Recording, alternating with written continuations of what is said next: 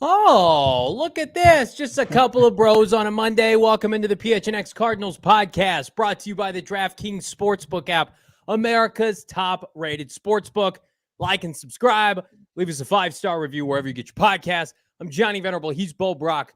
We've survived Super Bowl week. Thank you so much for your just humbling comments for our coverage on Radio Row. We have kind of, sort of, survived Super Bowl 57, and we're going to get into that right now because, Bo, the Arizona Cardinals do not have a head coach, but they have an interview here today on a Monday in Arizona. What can you tell us? I can tell you that it's down to two, right? It's Jonathan Gannon, the defensive coordinator of the Eagles, who lost that game in the second half to the Chiefs and were the team that couldn't get to the top of the mountain, but man, were they close. And then Lou Anarumo, defensive coordinator for the Cincinnati Bengals, that were close, but was kind of, stop me if you've heard this one, screwed by the officials on the final drive by the in the AFC Championship game. So yeah. Lou, Jonathan Gannon, and then there were two. We thought it was going to be a different two, right? What we were hearing at the end of last week was Mike Kafka, Lou Anarumo.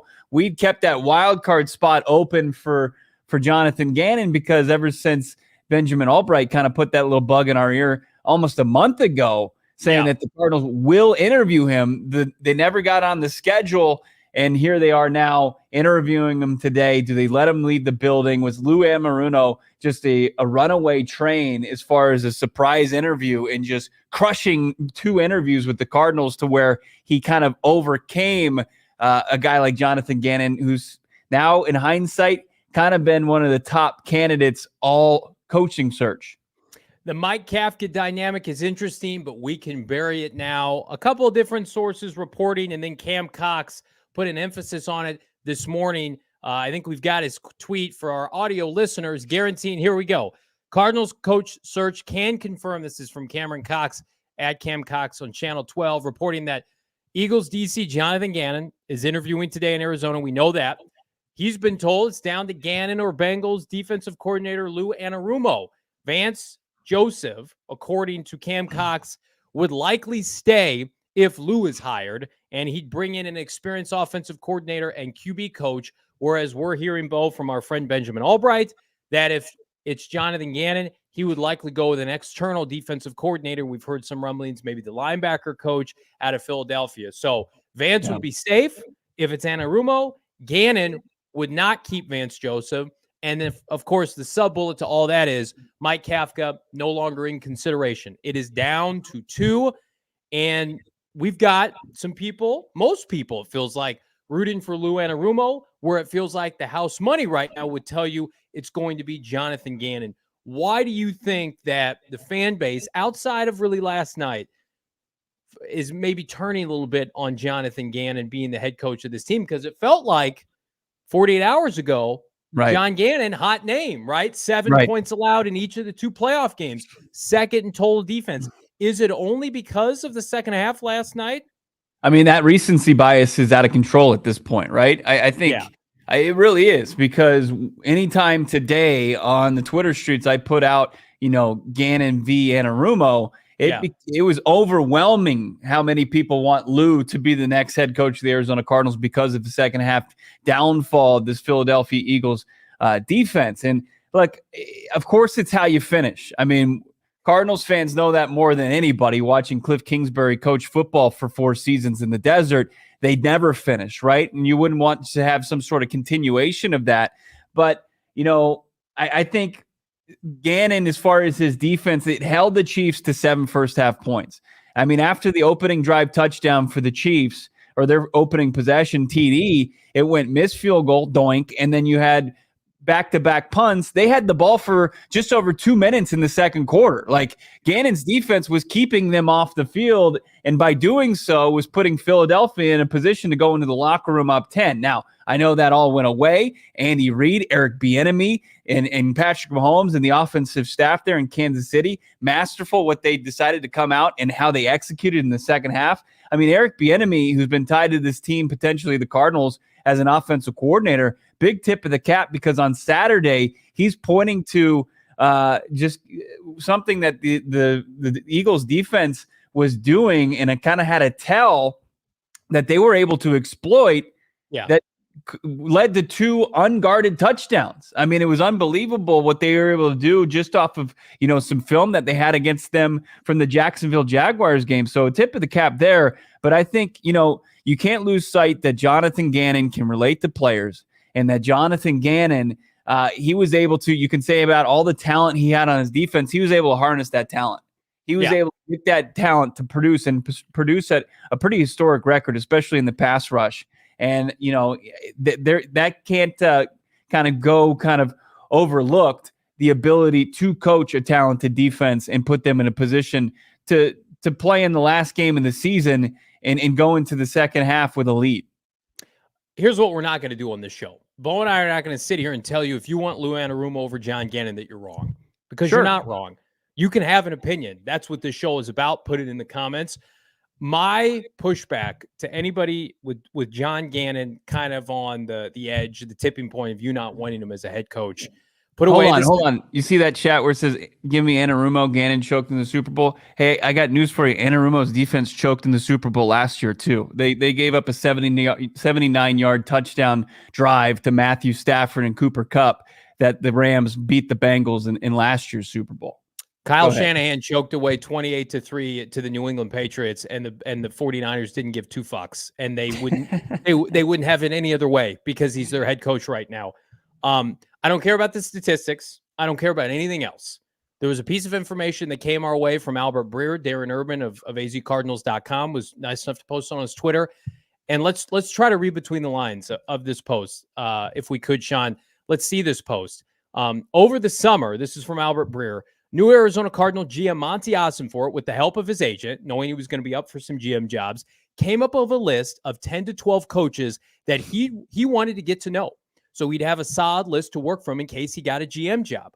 The 3 guys that would wound up impressing him: Brian Callahan, Bengals OC, Cardinals interviewed; Lions DC Aaron Glenn; and Gannon, who for his part showed Ossenfort he had sort of the it factor needed to become a head coach. The twist, again, because of the rules, was Ossenfort would have to wait on him. By the time Ossenfort got the Arizona job, the window to do first interviews with coaches in the playoffs was shut. So of his list of 3, Glenn was the only one he could interview. Then after the AFC title game, he got to talk to Callahan, and now finally they'll get to Gannon. So let's take that graphic down. So what does that tell you? This would be an Ossenfort hire. It would be the GM picking the head coach. It would not be a Michael Bidwell meddling Arizona Cardinal hire. Lou Anarumo, while impressive, was not one of the initial people Ossenfort was considering. So you could make an assumption, is this a Michael Bidwell hire? Who knows? Ossenfort, if he hires him, is going to say all the right things.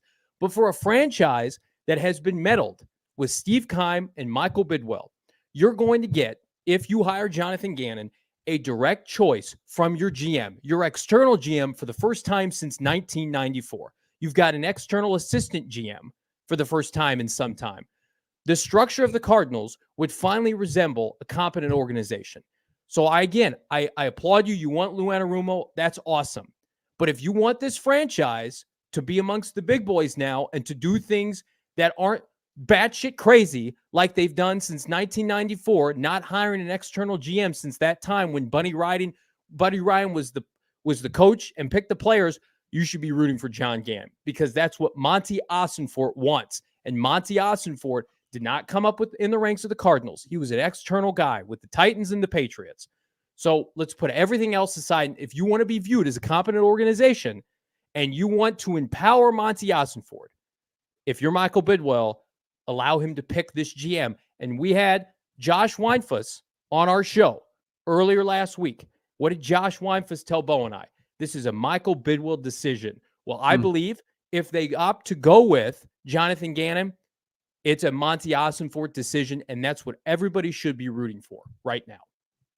Yeah, absolutely. I mean, it's a great point. I mean, as far as empowering your GM, putting him in a position to make the decision, and this is not just something where he watched the run where they shut down Danny Dimes in the divisional round, and then he shut down the 5th string quarterback for the San Francisco 49ers and say, this would be a pretty good guy. Let's add him to the list. No, He started vetting Jonathan Gannon last summer when he knew that he was going to be up inevitably for some general manager positions, and he landed here with the Arizona Cardinals, and this is one of the guys that he's been eyeing the entire process. So you've got Ossenfort's dozen, and you've got Gannon, who's pretty much stood out and has that it factor. When I see, some beat writer and somebody's talking about on 98.7, some Eagles beat writer who's probably bummed that Jonathan Gannon didn't talk to him after the game last night, is saying he doesn't have it. He doesn't have the ability to talk to the quarterback.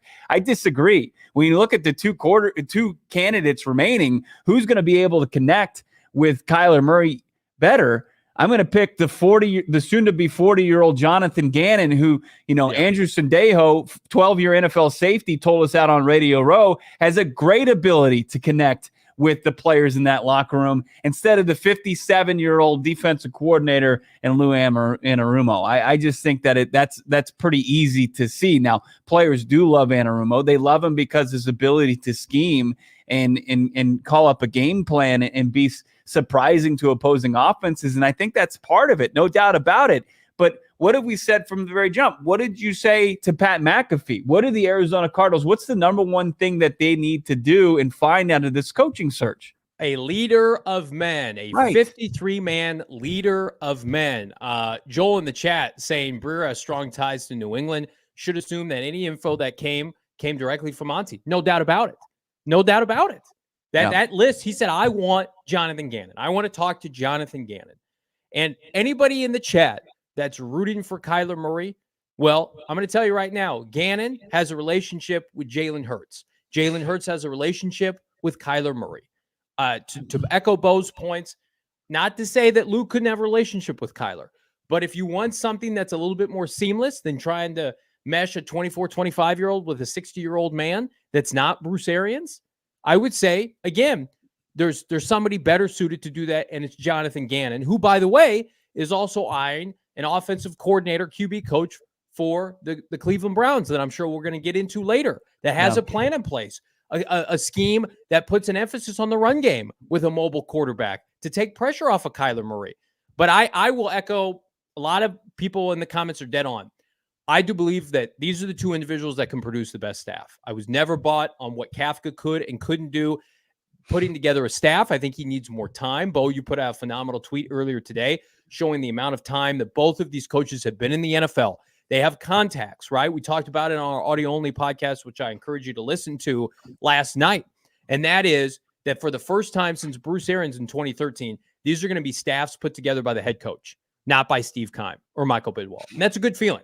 So I feel like we're playing with house money at this point. And everybody can say, well, the bar is really low. You're right. It is low. This team's picking third overall.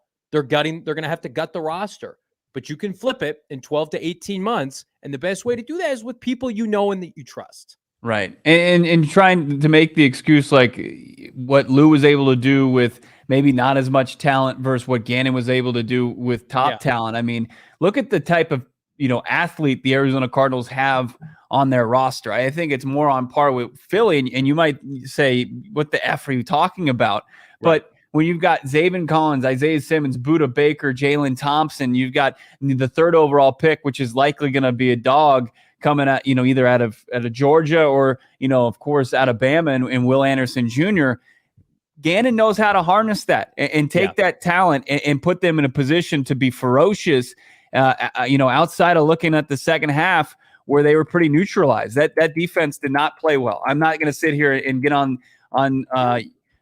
camera and crack the mic and say that they played well in the second half, but I'm looking at the complete work here. And then for people to assume since Lou's 57 that he's got more experience, well, he doesn't have necessarily as much NFL experience as Jonathan Gannon does. I mean, until recently, his defense, the last two seasons, and since he wasn't that great, he's been the defensive coordinator there 5 years.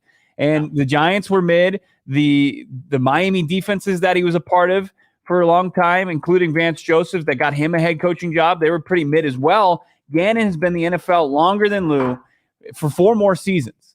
He's held a position in the NFL 4 more seasons than Lou. Lou was at Purdue. He was in the Big Ten at Purdue for a couple of years. It's just like that might be because he's got more life experience, but in the NFL, Jonathan Gannon has more NFL experience.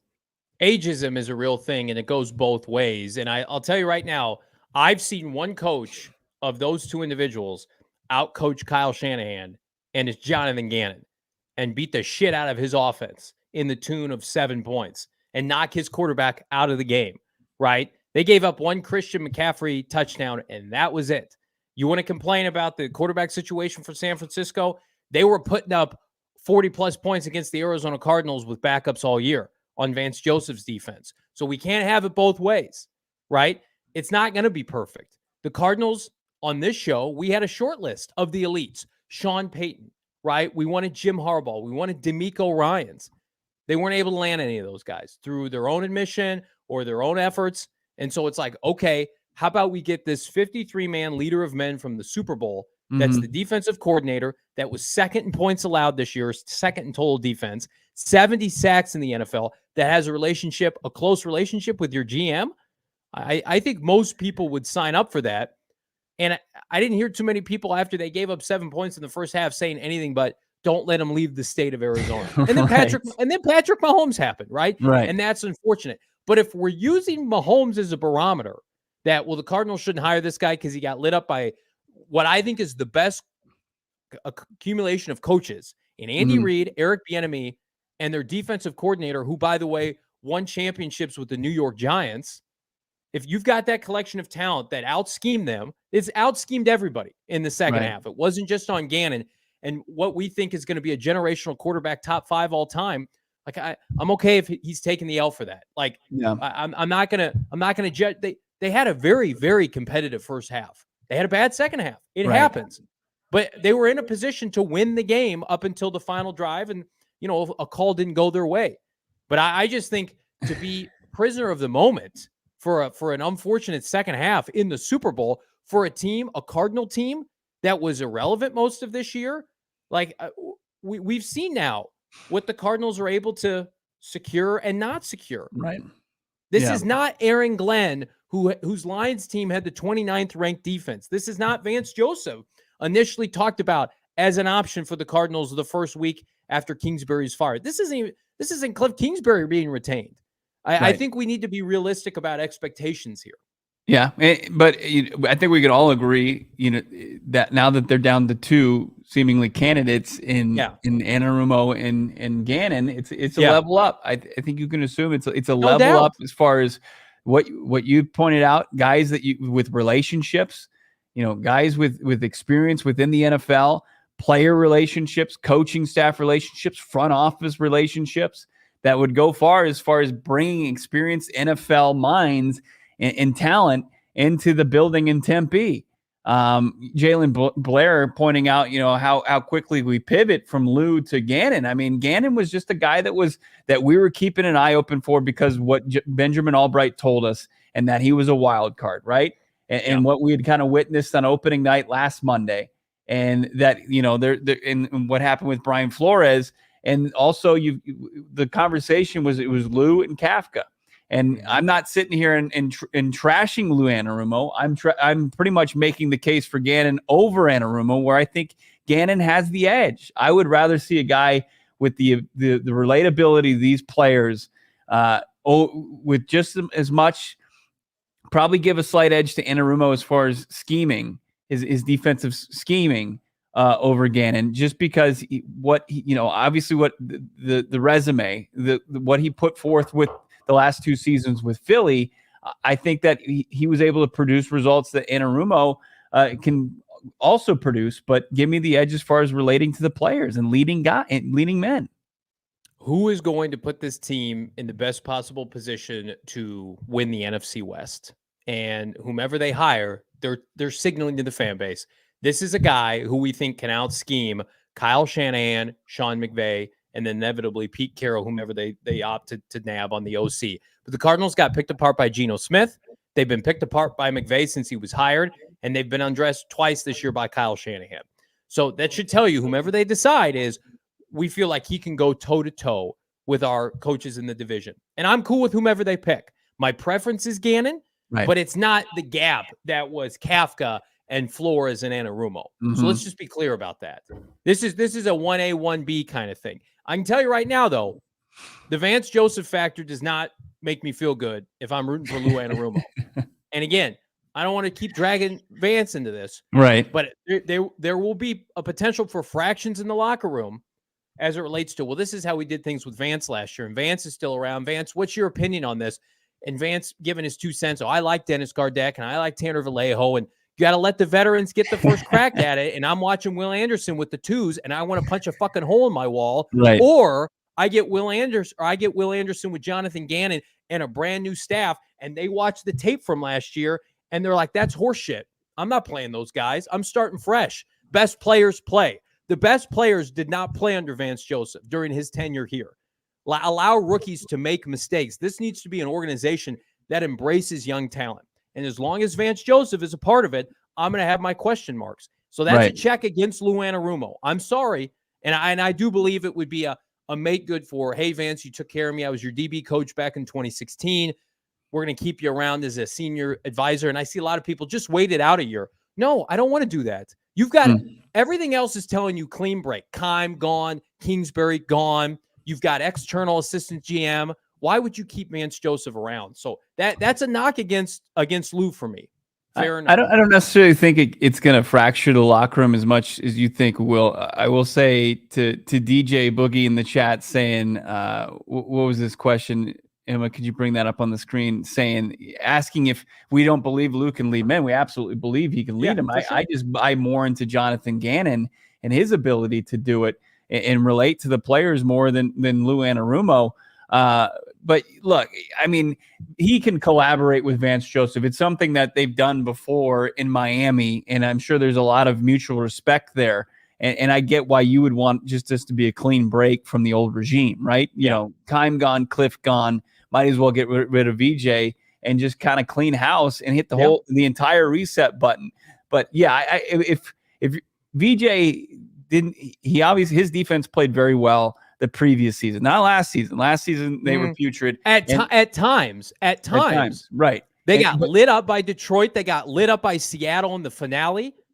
Vance Joseph's defense has been trending poorly since about late October of 2021. And the talent that he was gifted and the talent he was tasked in developing and his reluctantness to play them, those are huge red flags, no doubt about it. That's the biggest one for me. But the idea that it's going to be Lou Anarumo's defense for the most part, and he's going to be the one that's going to be collaborating and game planning, and VJ is going to be there as a sounding board, that's fine. I don't. But if there's any reluctance to play with young players like Cameron Thomas or Myjai Sanders or the rookie class coming in this year, yeah, that would make me sick to my stomach. I don't know. I don't know. I think that what's the stat that you gave us that the playing time for Myjai Sanders and Cameron Thomas at the end of the year, despite a lost season, and free agents to be, what were those guys playing like? They were 20% of the snaps? 20-30%. And it was the only thing that the Cardinals had to play for was JJ Watt's final 2 games, and he was playing more inside than those guys. You were playing Dennis Gardeck, you were playing Victor Dumakagi, you were playing even Marcus Golden at that time could have given up snaps to those guys to see what you have. That's why you can get in this vicious circle of by year 4, when these non-first rounders, you have to figure out, even the first rounders, when you have to decide to pick up their 5th-year option going into year 4, you don't know enough about them to make a solid decision there. So we don't know what needs to fall by the wayside, no doubt about it. That has to have already been taken out back and handled with the bulk of the old regime exiting last month. Go let Vance Joseph go join a veteran coaching staff that's on the cusp, that needs a good motivator to maybe put them over the top with veterans all over the place. Establishment. Cardinals haven't established anything. They've established poor habits. They've established they're not good at drafting and developing. But Elver says it in the chat. I agree with him. I don't want Vance Joseph anywhere near Will Anderson Jr. I'm sorry. Like, I watched him mismanage Isaiah Simmons' development, not play Zaven Collins, right? The rookies were the 2 best pass rushers outside on the team for outside linebackers, wouldn't play him. So but Vance Joseph can come out with Lou Anarumo if they hire him, and he can say all the right things. We will fast forward to the fall, and it will be a different story. Ben Neiman's over first-round inside linebackers. It's not a reality I want to live anymore. It's just not. I want a new coaching staff that's going to say, I'm married to these players because these are the players that I picked to run my scheme, right? So that's not fair to Lou Anarumo. He might be told by Michael Bidwell, you got to keep Vance on if we hire you.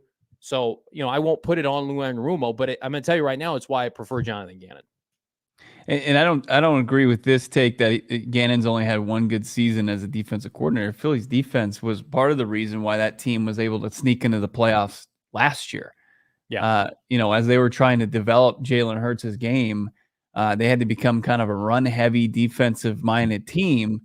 As far as the rankings, I mean, their defense was fine, and then it took a monster step forward. And to say that Gannon's just a product of the talent, I mean, the four guys in double-digit sacks to be able to put those guys in that position, I don't think he gets enough credit. I really don't. But to also say that that's not to take away Anarumo's ability to elevate talent. I absolutely do buy into that, and that's very impressive, and that's something that you should that makes the case for Lou. Yeah, plant-based carnivore. So but I don't agree with the back half of that.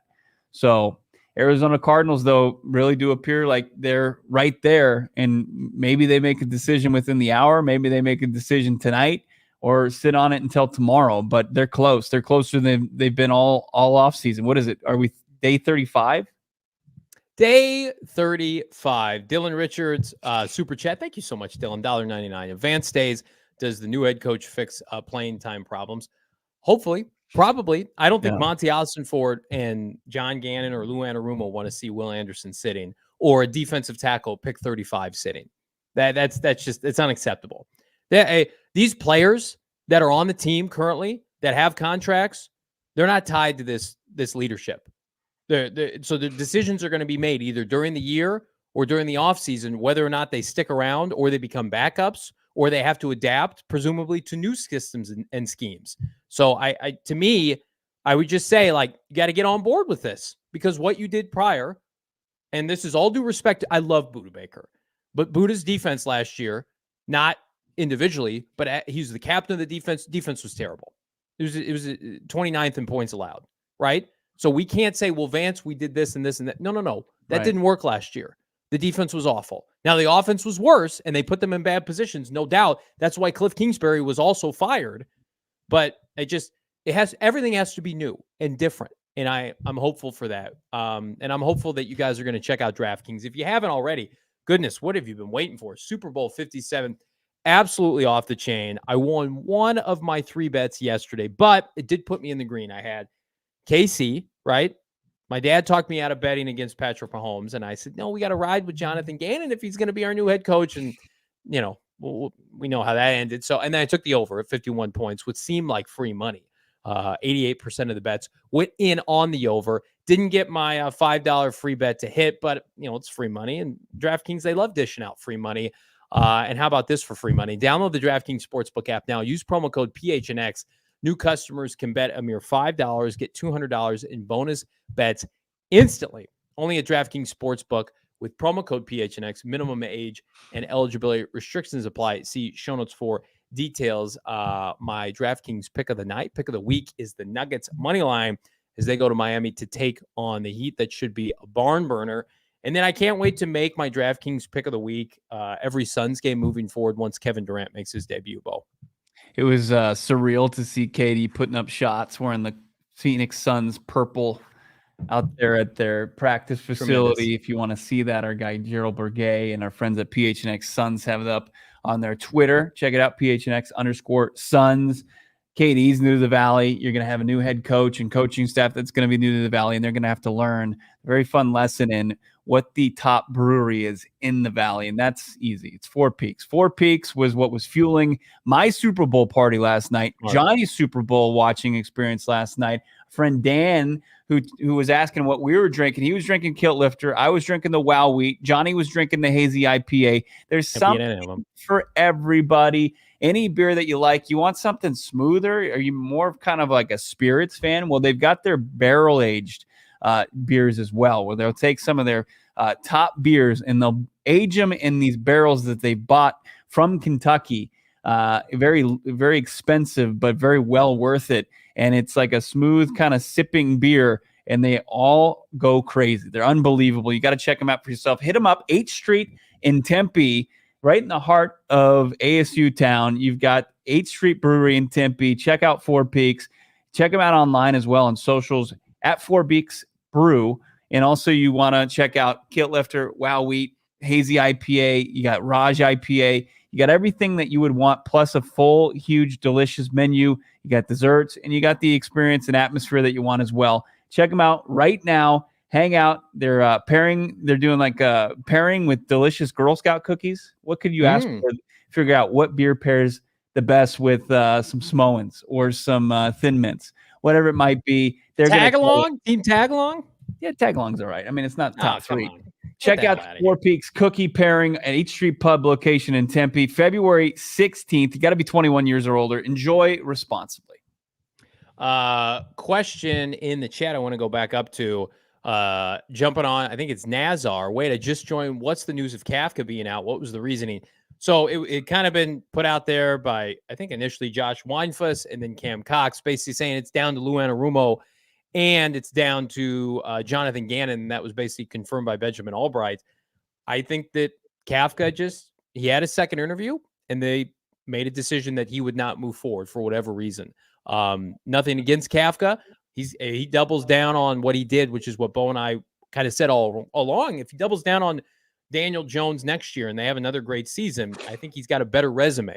I just think he's a little bit too green, one-year coordinator for a team that it didn't really light the world on fire offensively. He certainly outplayed the sum of their parts and overachieved. I thought Kafka was fantastic this year, but it's also Brian Daboll's team, and he also came from Andy Reid, something that Eric Bieniemy is struggling with right now to craft his own path. So I don't think it's an indictment on Mike Kafka. The Cardinals are basically telling you, we feel like Lou Anarumo and Jonathan Gannon are the two finalists because that's just what's going on. Everybody I've talked to is super impressed by Mike Kafka. He's a rising star in the NFL. There's no doubt about it. He's going to be a future head coach. He interviews obviously very well. The Arizona Cardinals were very impressed by Mike Kafka, but trying to separate, who are the legitimate candidates that the Arizona Cardinals are trying to whittle this, big, expansive, wide net coaching search.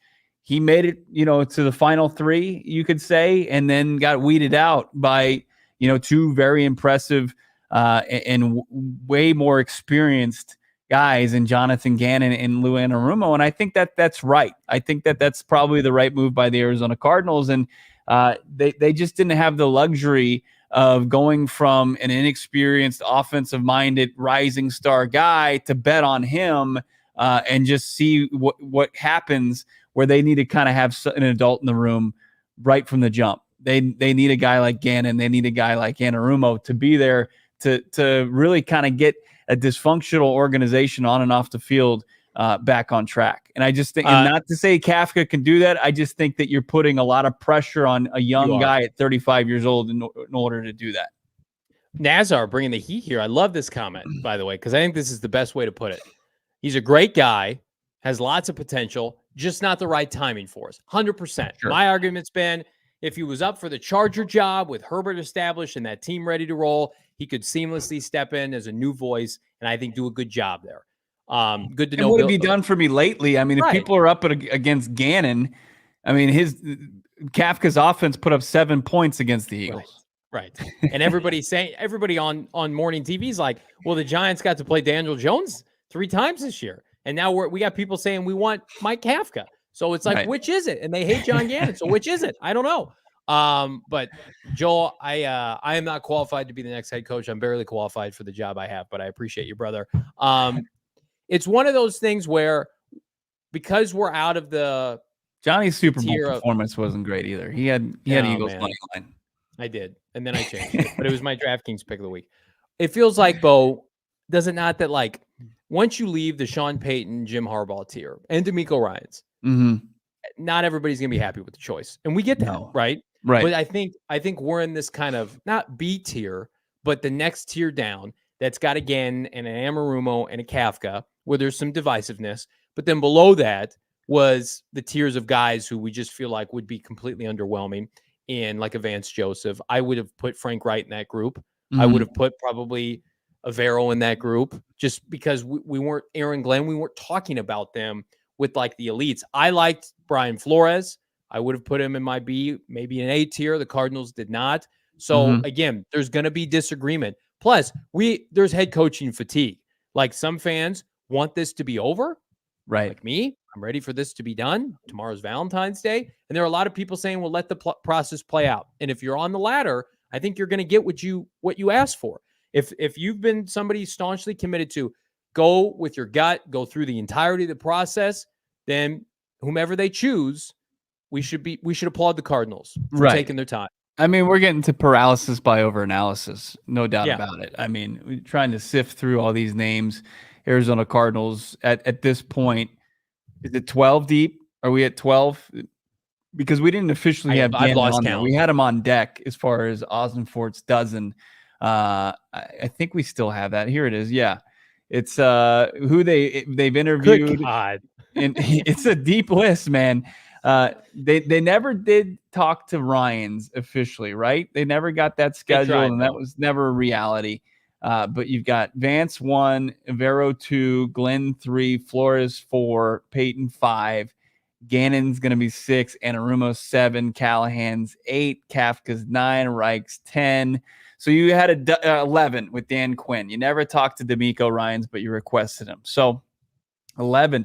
It is Ossenfort's 11, like Ocean's 11. Just not as good of a movie so far.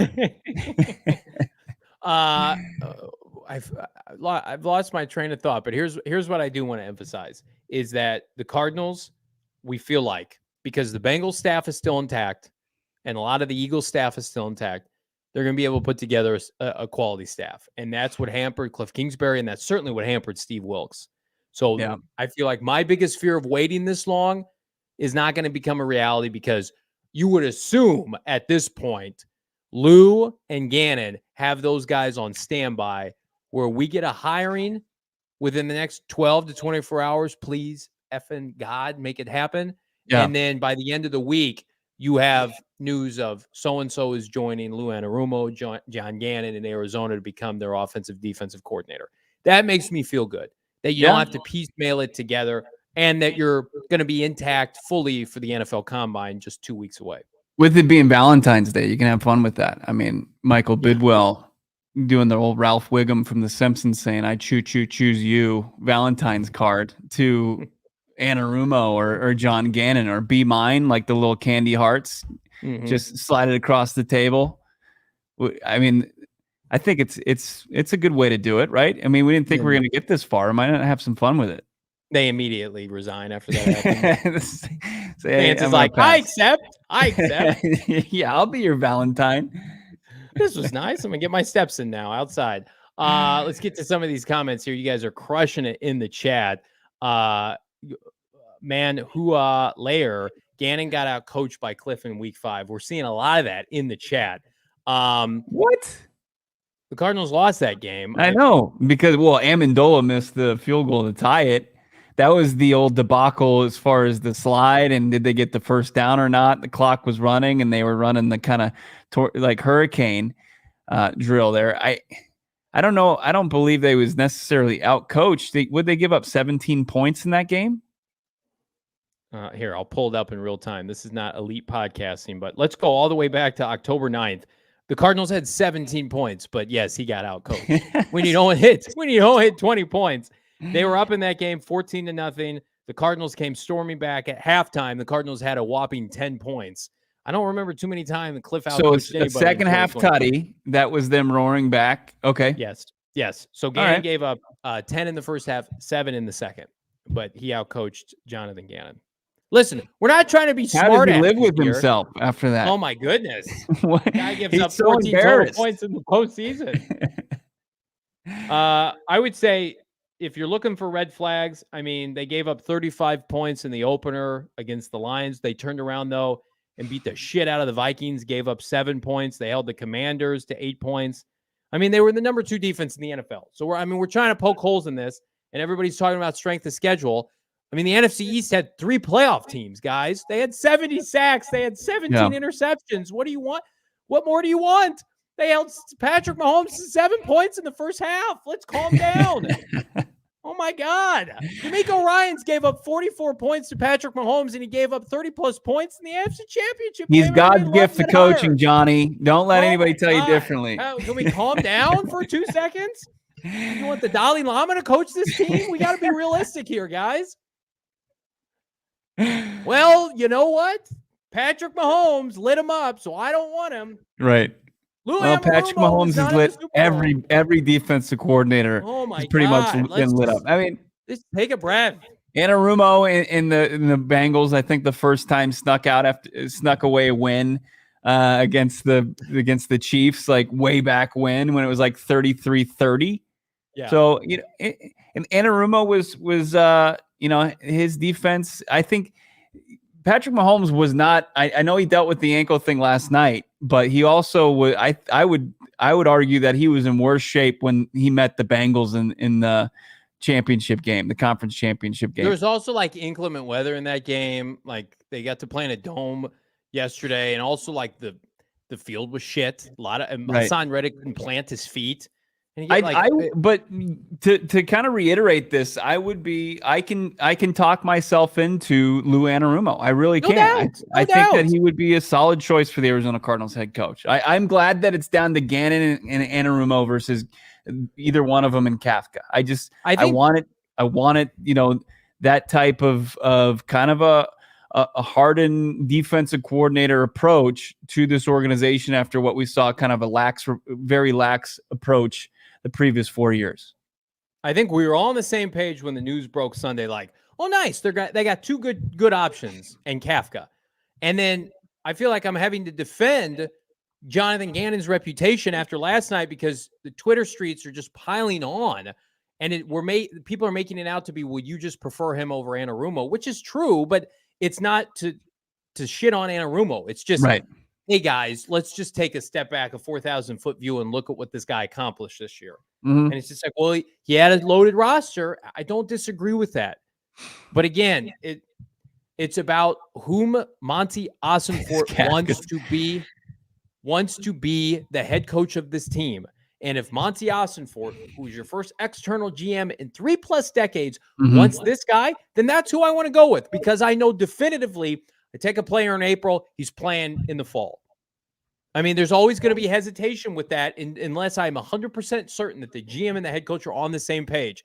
And if Lou Anarumo gets the job and there's disconnect, we're going to be able to point to exactly that. But if Jonathan Gannon's like, I'm going to piece together my staff from scratch and we're all going to be on the same page, and there's going to be the Cardinals had 2 head coaches last fall, kind of. Vance handled the defense and Cliff handled the offense. There was a complete disconnect. I don't want any semblance of that ever again. No. Gannon is the size of Johnny. No, he's taller. He's taller. He's he's jacked. He's a former safety. He's a good-looking guy. But Anarumo has put the fact that Anarumo has gone from not even on the radar of the Arizona Cardinals to getting his first interview 2 weeks ago, and then to lock in his second this past Friday, and to impress him this much to be the finalist. Like he kicked ass in the interview. Like he's making this a very hard case on a Cardinals organization that now you can clearly see that they've waited to talk to Jonathan Gannon. And all through that, Lou Anarumo has made a case for him. And that's really fucking impressive. I mean, that's for somebody to do that, to not even really be in the conversation. That's great. Let's take a look at Nick's $5 super chat. Thanks, Nick. We really appreciate it. Is it true that Bidwell is choosing the head coach, not Monty? Well, that was what Josh Weinfuss is pretty much, he told us live on Radio Row on Friday when we had our discussion with Weinfuss, and he's had some really interesting kind of tidbits that he's gotten throughout this process, actually dating back to when the organization was in flux with Cliff Kingsbury and Steve Keim. He had some really good insight on what's going on. So, yeah, that was according to Weinfuss, but according to Albert Breer's article that was pointed out by Darren Urban of AZCardinals.com, is Monti Ossenfort he had identified Jonathan Gannon last summer as one of his guys. And to Johnny's point, I mean, that would be to empower and just delegate that decision to your new GM would set a very good tone as far as the new regime for the Arizona Cardinals. Our guy Howard Balzer tweeted it out yesterday, roughly 4 p.m. Arizona time. If you haven't seen this, not a revelation, but hearing Jonathan Gannon will be Cardinals' new head coach. Strong possibility. Drew Petzing will be the OC, of course, the quarterback coach from the Cleveland Browns. Howard hasn't deleted that. I would say that is the word on the street. Do you think, Bo, the fact that they've leaked out that Anarumo is still in the running as a leverage play potentially for contract negotiations, or do you really believe Anarumo is still in the running? Yeah, I think he's still in the running. It's interesting that Howard got that. I haven't talked to Howard. I probably should have to kind of get some more insight as far as what Howard he's just hearing. Put stuff out there. Right, he doesn't. He's not gonna want to have receipts that are incorrect. And if you look at his timeline, you probably won't find any. So yeah, I'm not. It's just very interesting. I think that they wanted to kind of make this a competition and have a tough decision to make and really kind of weigh the pros and cons and figure out after this entire drawn out process that they're going to make the right decision and have the right guy. So to kind of keep one extra finalist in there with Gannon and really make sure that he's vetted and you look at the tape from last night, to make sure that this is the guy, right? Because I understand why people are skeptical. I don't agree that one game, one half makes completely torpedoes Gannon's ability to be the next head coach of any team. So, but I don't think that that's just kind of an optics thing. I don't think that they're trying to leverage anything and use poor Lou Anarumo for that. I think he's earned this spot to be a finalist for this Cardinals head coaching vacancy. Rafa in the chat, I think, nails it. If Gannon wants the job, Lou has no chance, but they need a plan B. And things can always go awry with this team. Great point. You got to keep somebody in the mix, right? Just in case you want to let people know through their agents, through Twitter, you're still in the running. But I mean, I think we'd be lying to ourselves if we didn't think Gannon was the front runner for this job, because he is. Philly's losing their OC. I mean, it looks like Steichen's going to the Indianapolis coaches to be. So you're going to lose that coordinator there. It looks like they've got somebody they're comfortable in promoting. And Johnson within the organization. Is there somebody on the defensive side? Does Philly kind of open up their checkbook to maybe keep some continuity there with Nick Sirianni? Do they kind of say, hey, here's a blank check, or we'll give you a raise, and you go find a better fit for yourself next year. We want to be able to kind of run this thing back, and we don't want to have to replace not one but two coordinators. That's an indictment of Michael Bidwell if he allows that to happen. No. Yeah, I don't disagree with it, but what we've heard from Gannon, and you can't kind of put too much stock into it. He said after the conference championship game, he doesn't want to go anywhere, good, bad, or indifferent. But, does he feel like there's unfinished business there, right? I know that it'd be a tough decision to make, but to Rafa's point, crazier things have happened. Yeah, no doubt. No, I don't disagree with that. You have to hedge your bet. We're assuming that Jonathan Gannon's interview was in person today, correct? Yeah, I would imagine he didn't fly back with the team. And he didn't meet with the media in Philadelphia last night either. Right. I don't know if Shane Steichen did, or he just opted to meet with him and said no comment to the perception that he's going to take the Colts job. But Jonathan Gannon did not meet with the media at all yesterday after the loss. So read into that what you will. Nick Sirianni, of course, did. He had to. I would read that as that he feels like he's got a good opportunity to be the next head coach of the Arizona Cardinals. A lot of people are asking about coordinator options and what we're hearing. We're going to talk about that here in a second. When I want to remind everybody, what I'm hearing on the fantasy streets is you ought to be dabbling with Underdog Fantasy. They do fantasy sports differently. Had an opportunity to wager on the biggest game of them all, Super Bowl 57. I had 2 Super Bowl boosters, and I had a banger of a time doing it on Underdog Fantasy. And listen, just because the NFL season is over does not mean the fun stops. We got the MLB season on deck with Underdog Fantasy, as well as the NBA. And boy, oh boy, I'm going to be taking the higher every flipping game for Kevin Durant in a Phoenix Suns uniform. I cannot wait. Bated breath, Underdog Fantasy, to wager using that promo code PHNX. It's so easy to get started. All you got to do, go to underdogfantasy.com, download the app, sign up with promo code, you guessed it, PHNX. Underdog is going to match your first deposit up to $100. So again, just because football season's over does not mean you can't have a banger of a time on Underdog Fantasy. Get some reps in this offseason, MLB action, NBA action, soccer, whatever you want to do, they got you covered. Forget year-long fantasy where you're saddled with Cam Akers like your boy here in the third round. No. You have a bad day on Underdog Fantasy, guess what? You can pivot for a new the following day. But again, you got to use promo code PHNX to get your deposit match up to 100. You put in 100, boop, get out 100. Only with our friends at Underdog Fantasy, Bo. I always say Four Peaks enhances any game viewing experience. So does More Furniture. Our crew that actually covers the Suns, PHNX Suns, the PHNX Coyotes. You talk about baseball, PHNX D-backs is going to be in full swing, and they're going to be hanging out here in the More Furniture loungers, watching game after game after game, longer seasons than the NFL. You can unlock up to 25% off their President's Day sale at More Furniture. You can get yourself your living room, your bedroom, your dining room, your kids' bedrooms, office, entertainment centers, all looking great, comfortable. Get that feng shui dialed in at morefurniture.com. Look at all the furniture they have for your home, your condo, your apartment, your house, and you get that free white glove delivery on a minimum purchase of $1,999, just under $2,000. You can get that white glove delivery. Not only do they deliver it, they put it where you want. They get rid of all the packing crap that the furniture comes in it. You don't have to figure out, when's bulk pickup day, just because you got a piece of furniture, and they put it together as well. They assemble it and they get it all set up how you want it. Morefurniture.com. You can check them out as well. 44th Street, McDowell. Morefurniture.com. All right, let's talk coordinators. So we do not definitively know anything as of this point, but reading through the tea leaves, let's start with old Jonathan Gannon. Should he become the next head coach of the Arizona Cardinals?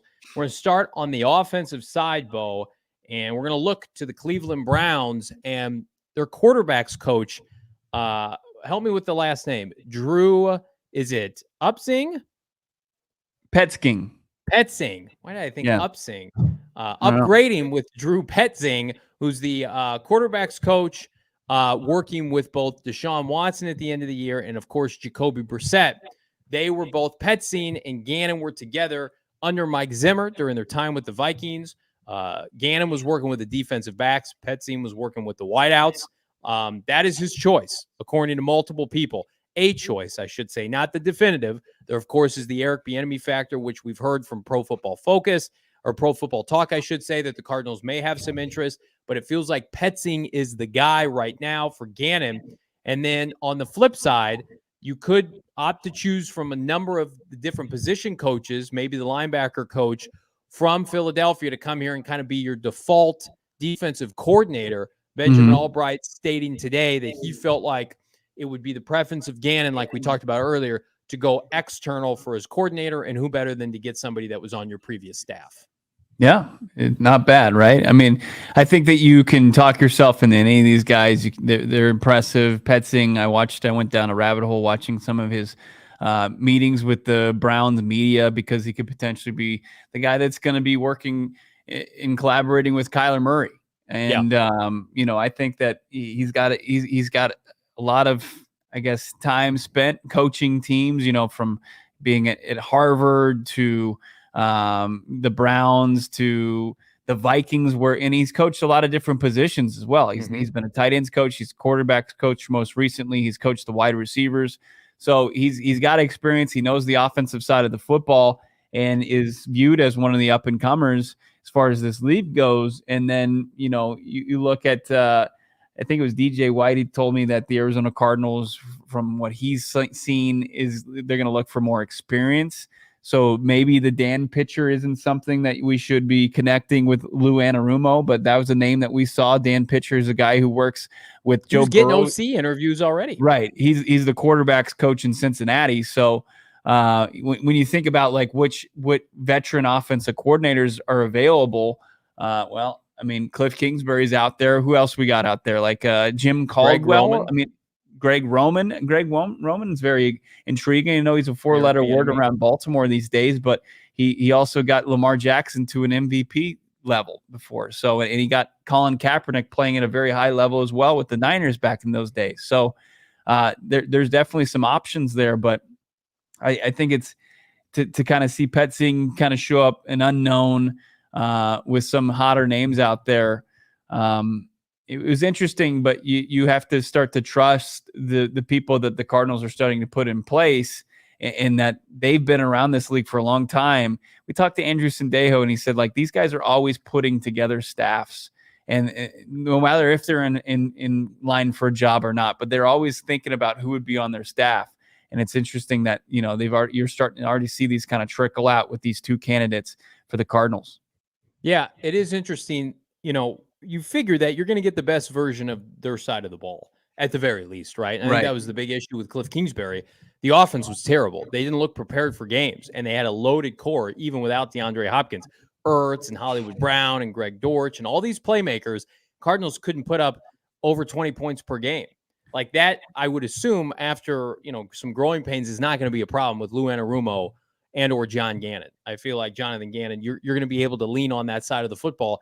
And the Cardinals right now, presumably most of their talent's on the defensive side. So I wouldn't freak out over the lack of experience as a defensive coordinator for either one of these staffs. My only concern, again, is Anarumo with the Vance Joseph factor. The offensive coordinator hiring is going to be the big one because that person is tethered to Kyler Murray and not fixing Kyler Murray, but working with Kyler Murray. And with Dan Pitcher, I mean, like, who can you turn to from that Bengals offense to come here and aid Kyler Murray from a player standpoint if they opt to go that route? Whereas on the flip side, Drew Petzing can say, hey, Jacoby Brissett, you started games for us last year until, mid-November. Come be the Arizona Cardinals quarterback all season until Kyler Murray's ready. Bo pulled up Spot Track's projected contract for Jacoby Brissett next year. It's about $5 million. Sign me up for that. And you're going to give Jacoby an extended opportunity to start for the second consecutive year, put his name back out there. I mean, what other team's going to give him that option? I'm going to go with none. And I also love the idea of Jacoby being able to work with Kyler Murray, 5 years his senior, saying, hey, this is the offense. Here's what we're going to do. Let me help you get up and running while you're coming back from your injury. There are a lot of enticing options. Go look at that Petzing offense. Very efficient. Jacoby Brissett, 64 completion percentage, 2-to-1 touchdown interception ratio, 12 touchdowns, 6 picks, right? And they put an emphasis on running the football, trying to get that tuned up Cadillac ready for Kyler Murray to come back and seamlessly transition, where it's not all on K1. You don't have to play backyard football. You've got an established running game that can help aid Kyler Murray's recovery. So the more you read into Drew Petzing and what he did against with Cleveland last year, starting, I think, 2-1, and until the wheels fell off and they were kind of mismanaged a little bit. I mean, they were fine. But again, you're talking about not having Kyler Murray. What can you do to supplement that? I think you look at what the Browns did last year to a lot of success. There was not a huge fall off for Amari Cooper going from Jacoby Brissett to Deshaun Watson. That's appetizing for me. Right. And talking about dealing with controversy, and Kyler Murray doesn't even hold a candle to the debacle that is dealing with Deshaun Watson, right? I mean, but that's the situation that Petzing was thrown in last year, and working him back in and trying to get Watson back on the football field and dealing with all the off the field stuff where Petzing was tasked with preparing Watson. And yeah, absolutely, a guy like Jacoby Brissett did play. That Browns offense did look better at times than it did with Watson, who was trying to knock the rust off. Eric Bieniemy, I see his name a lot in this chat, and people are asking about it. It was a report from Pro Football Talk on Sunday morning that Bieniemy has an outside shot at the Colts job. That seems like that they're going with Steichen. And then you've got offensive coordinator opportunities outside of the Chiefs. The Chiefs still remains a possibility. He could always go back and keep his job with the Chiefs, but his contract is up. And I'm sure at this point, Bieniemy's like, why the hell is this guy not getting a legit shot at being a head coach, right? There are some red flags off the field, right, that he had to deal with over a decade ago. But also, you've got some players like LaShawn McCoy who don't say very nice things about Eric Bieniemy. There's reports that he doesn't interview well. And then there's also the struggle between deciding, is it Bieniemy? Is it Patrick Mahomes? Is it Andy Reid? Like, who should be the ones that should really get the credit for the success that the Chiefs get? So why not Bieniemy if he hasn't gotten the job already? Why not kind of get out from under that shadow and go prove somewhere else that he can coach up an offense, right? Yeah. So he's looking at the Ravens, which I think is the most competition that the Cardinals could potentially have if they're looking at Bieniemy as an OC. And then you've got the Commanders, which is not, in my opinion, competition for the Cardinals. You talk about dysfunction from top to bottom, that organization, as far as who you'd be playing with. Is Sam Howell going to put you in a position then half a season potentially with Kyler Murray to get a head coaching job next coaching carousel? I think the odds of that happening are very slim. Bieniemy's going to go where he gets paid the most money, I feel like. And so not here. He's saddling himself up to these defensive coaches for a reason, or these neutral coaches like John Harbaugh, who was a special teams guy at heart. But I think there's some concern or some questions, I should say, surrounding why Eric Bieniemy isn't getting head coaching offers. And he's got a domestic issue that haunted him back in his time at Colorado, right? That no one's just going to ignore. Right. And supposedly he did not have good head coaching interviews. I don't know that definitively, but you read stuff. And then his relationship with Mahomes sometimes has been dicey. But I think the biggest thing is, like, how much of this is Andy Reid, right? How much of this is what they've cultivated with Patrick Mahomes? Now, you could say, well, Matt Nagy, but Matt Nagy proved not to be a great head coach. So had Matt Nagy gone and had a bunch of success, I think Eric Bieniemy is a head coach by now. So I applaud him for taking care of this and doing this. And if the Cardinals are genuinely serious about Bieniemy, and I hope that they are, they'll go out and they'll pay him the most money to come here and help Kyler Murray get back up on his feet. I think that I put this on our podcast. I put this in a text thread with myself, Bo, and our GM Saul Bookman. You get Jonathan Gannon, Eric Bieniemy, and you get to keep your draft picks. I think I'm taking that over Sean Payton at this point. When I'm seeing that Sean Payton's interviewing Rex Ryan and the diva that Sean Payton has become. I mean, John Gannon, Eric Bieniemy, and your draft picks, it sounds pretty damn good to me. But it's a good consolation prize. Yeah, it is. Absolutely. It is 100%. Bieniemy, to me, I don't think we can discount it. There's a reason that report was out there.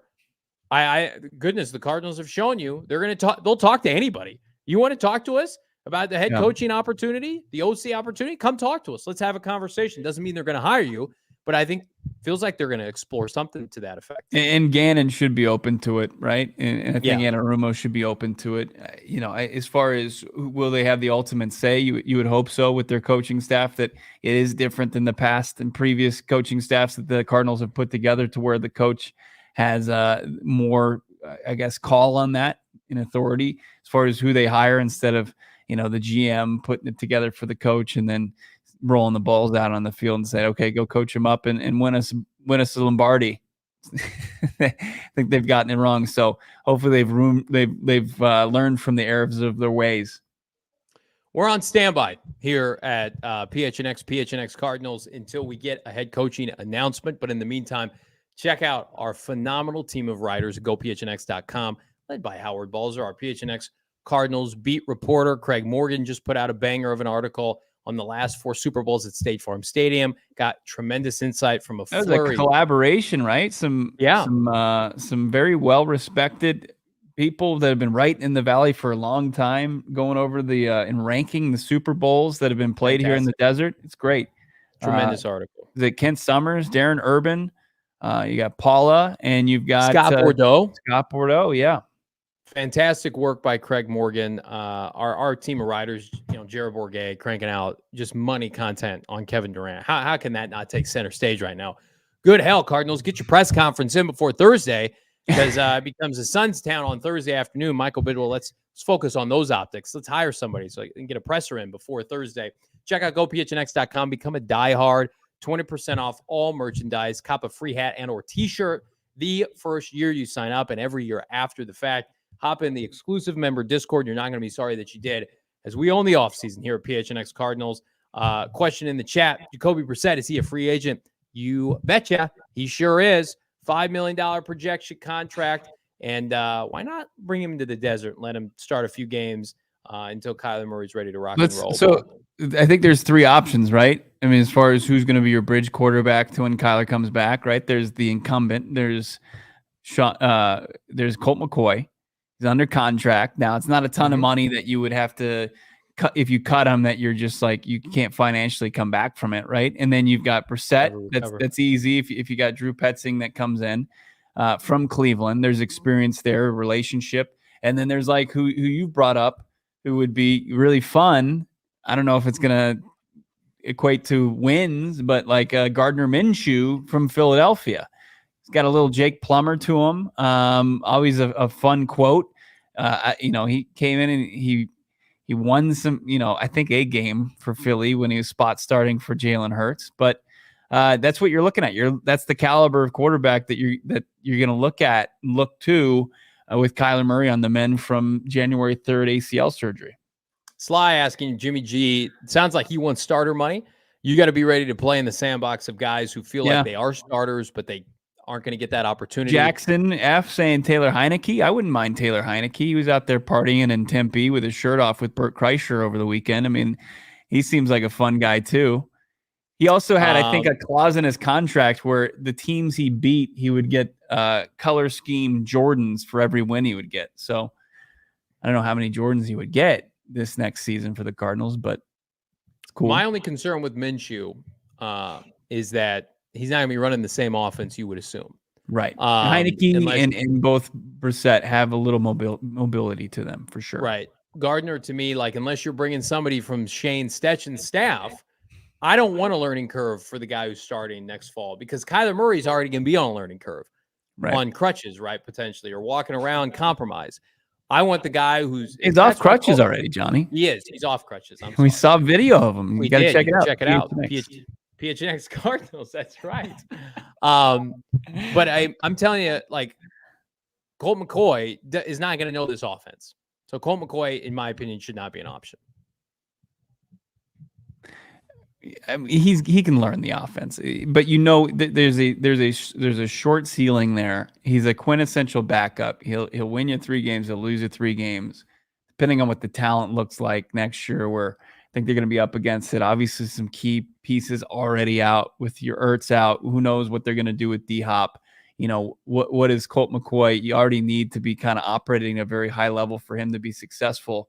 I hear what you're saying. I mean, the floor is medium to low, and the ceiling is not that high either. So Colt McCoy was part of the old regime with Cliff Kingsbury, and I feel like that ship has sailed. Daniel, it's Stechen, not Stecchen. I feel like I've heard it both ways, but I'll take your word for it. Shane Stechen. I think our DMVR peeps were asking if it was Stecchen or Stechen. I don't care. He's not going to be here. I must have told them incorrectly.